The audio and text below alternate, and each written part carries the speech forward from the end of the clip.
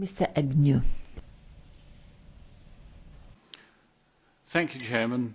Well, there's always a subplot now when the Commissioner comes to address the Agriculture Committee, and that subplot is me being updated on internal Irish politics, with the help of Mr. Flanagan and Mr. Carthy when he's here.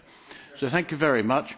But he isn't the only one who can be a spanner in the works, because, as usual, I'm going to be a spanner in the works. I understand that according to parliamentary rules, we shouldn't actually be holding an Agriculture Committee meeting in a Strasbourg session. I might have got that wrong. Perhaps the rules have changed. But ultimately, the Secretariat will put me right on that. But more importantly, I've always understood that forestry was not a competence of the Commission. Agriculture is, we know that. But forestry, I am told, fairly reliably, is not within the Commissioner's competence.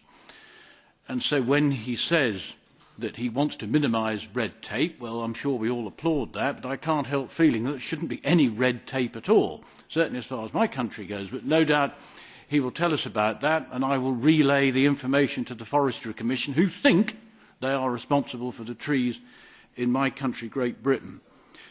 Now, he mentioned climate change, which is a new word for global warming, which never happened, and that cutting down all these trees and throwing them into biomass boilers is going to really save the day for us. But I got involved in this commercially, and I lost money on it. It actually cost more to harvest these willow coppice trees and transport them to the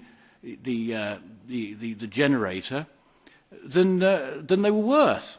It was a real negative business financially and with the energy. And of course, actually you should all be rejoicing in the fact that CO2 levels have risen, because all that means is that trees will grow faster. So there's no need to worry. Thank you.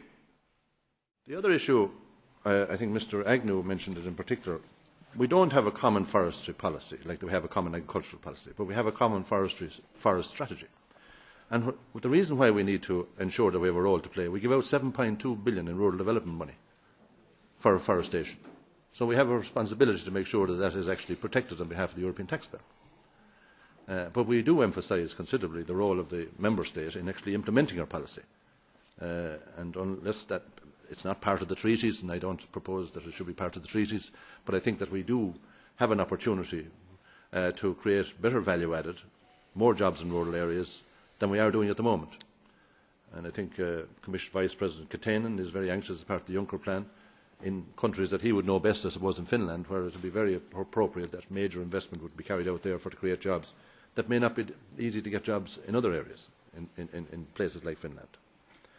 So I will not be making any proposal to have a common forestry policy in the traditional way of a common agricultural policy. But we do need a strategy in order to ensure that we're rolling out the monies in the best possible way to achieve the objectives that we're saying, and adopting the principle of subsidiarity will be key to that.